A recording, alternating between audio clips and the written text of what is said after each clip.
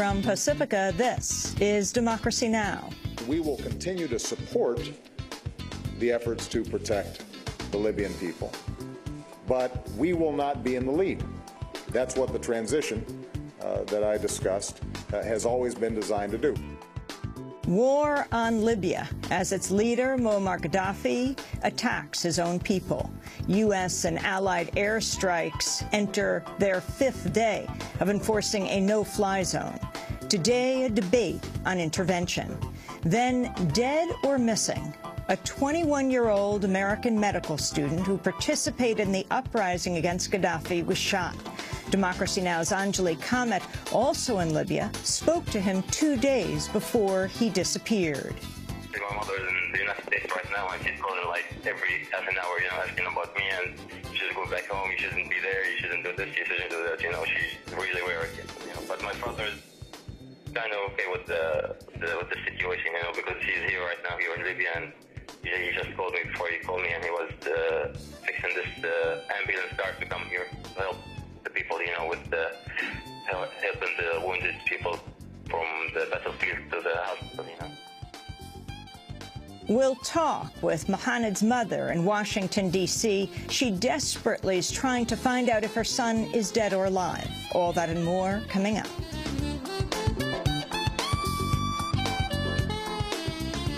Welcome to Democracy Now!, democracynow.org, The War and Peace Report. I'm Amy Goodman. Forces loyal to Libyan leader Muammar Gaddafi continue to advance on rebel-held towns despite a fifth day of U.S.-led airstrikes. The Pentagon says 162 Tomahawk missiles and over 100 satellite bombs have been fired since the campaign began. But the strikes appear to have done little to slow Gaddafi's assault on the opposition.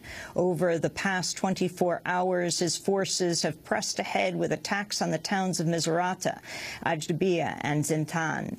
A doctor at Misrata Hospital told the Washington Post about 80 people have been killed since the UN Security Council authorized international intervention last week.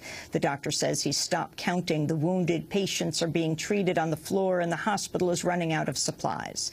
The doctor said, quote, "This no-fly zone doesn't mean anything to us because Gaddafi only had a few planes and they were doing nothing. We need a no-drive zone because it is tanks and snipers that are killing us." The number of civilians killed or injured by international forces remains unknown. Britain's Channel 4 network reports U.S. strikes injured 6 Libyan villagers during the rescue of 2 U.S. crew members who ejected from their fighter jet over eastern Libya. The wounded included a young boy who's expected to lose a leg because of his injuries. The Obama administration says it's negotiating with allied governments on how to scale back the U.S. role in the operation against Gaddafi. Speaking in El Salvador, Obama said U.S. involvement will be reduced. We will continue to support the efforts to protect the Libyan people, but we will not be in the lead. That's what the transition that I discussed has always been designed to do. We have unique capabilities. We came in up front fairly heavily, fairly substantially, and at considerable risk to our military personnel. And when this transition takes place, it is not going to be our planes that are maintaining the no-fly zone. In other news from Libya, Gaddafi forces have released 3 foreign journalists following their arrest Saturday. The journalists' car was set on fire before they were detained. Agence France Presse journalist Dave Clark spoke briefly to reporters following his release. I don't really want to talk about the details right now. We've come back after several other questionings, and don't really want to get into another questioning right now. We'll have more on Libya after headlines. Japan is facing growing fears radioactivity from an earthquake-stricken nuclear plant has contaminated food and water supplies. Japanese officials say they've discovered radioactivity above the legal limit in 11 types of vegetables near the Fukushima Daiichi facility, as well as in water at a Tokyo purifying plant. The Japanese government has warned residents not to eat the vegetables and to avoid giving tap water to infants in Tokyo. The warning comes as emergency work to repair the Daiichi plant was halted today after smoke began to rise. Workers were forced to evacuate for the second time in 3 days. James Lyons of the International Atomic Energy Agency said the exact source of radiation leaking from the plant remains unknown. We continue to see radiation coming from the site. The levels are, and the question is where exactly is that coming from? Is it coming from the reactor units, the primary containment vessels, or from the spent fuel pools? So, you know, without the ability to go up there and actually, you know, poke around, it's hard to determine. The Japanese government says the earthquake and tsunami have killed over 9,300 people, with another 13,786 missing. The estimate of the damages has climbed to over $309 billion. Yemen's opposition has rejected an offer from U.S.-backed President Ali Abdullah Saleh to resign at the end of the year. Saleh made the pledge on Tuesday in the face of ongoing protests and a series of defections by Yemeni military and government officials. In the same speech, Saleh also warned of a civil war if protesters continue to demand his removal from office. Yemeni opposition leader Yassin Yaman said Saleh should resign immediately.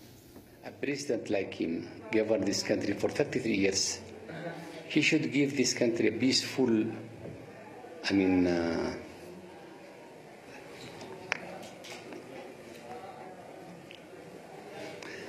peaceful future. You see? Yeah. Should he? Do you think he would be able to stay in Yemen after he leaves? Yeah, of course, of course. If they will ensure him very nice life. His dignity will be kept by people if he left peacefully. The Obama administration continues to temper its criticism of the Saleh regime despite a deadly crackdown on protesters.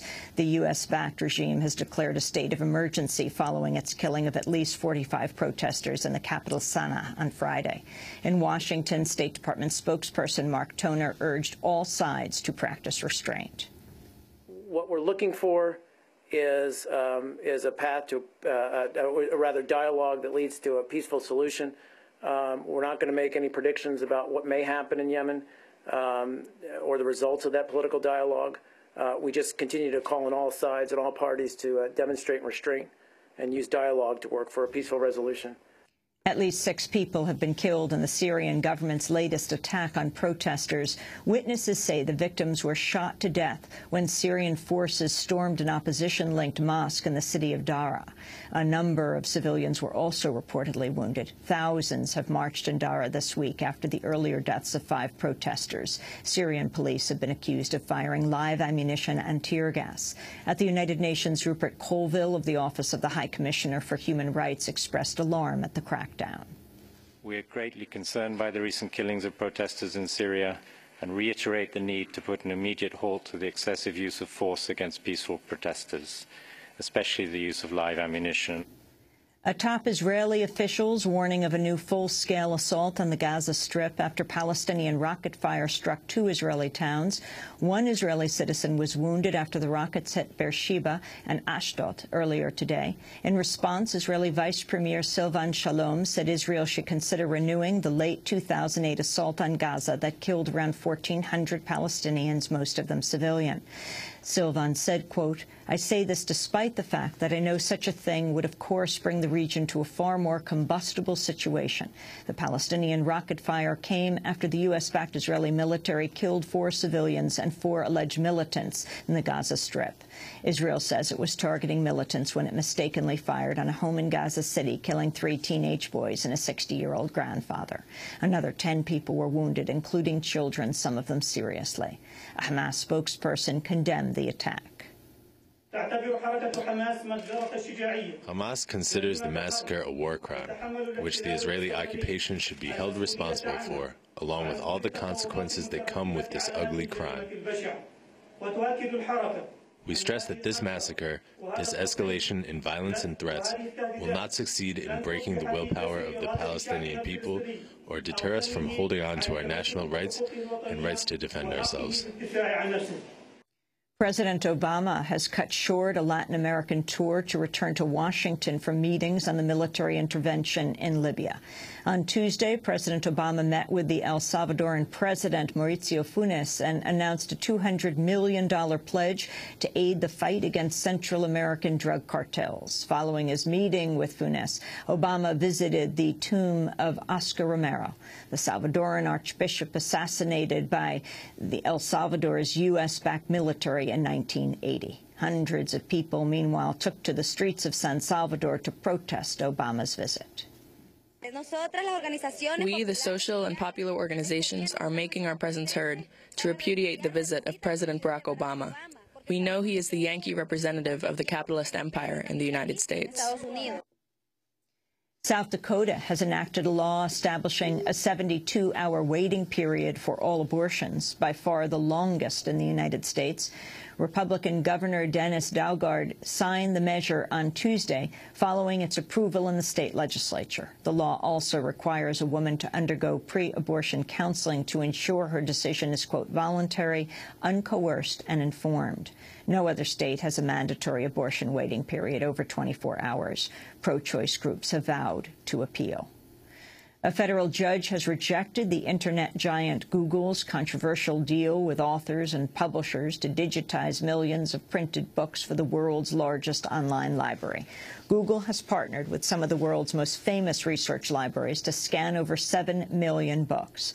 In 2005, the Authors Guild and the Association of American Publishers filed lawsuits against Google, challenging the company's right to scan copyrighted material and making it searchable online. A $125 million settlement was reached in 2008. But on Tuesday, U.S. Circuit Judge Denny Chin in Manhattan said while he recognizes the project's potential benefits, the agreement would grant Google significant rights to exploit entire books without permission. Google has defended its project, saying its goal is to give the public access to millions of out-of-print books. But critics have warned the settlement could result in Google having a monopoly of access to information and giving Google an exclusive license to profit from millions of books. And new census data shows the population of Detroit has reached its lowest point in 100 years. The figures show the Motor City's population has declined by 25% in the last decade, helping to make Michigan the only state where overall population has declined. Michigan also saw its first drop in African-American residents since statehood. Detroit Mayor Dave Bing plans to appeal the findings, which could impact the city's ability to qualify for state and federal funding. And those are some of the headlines. This is Democracy Now!, democracynow.org, The War and Peace Report. I'm Amy Goodman.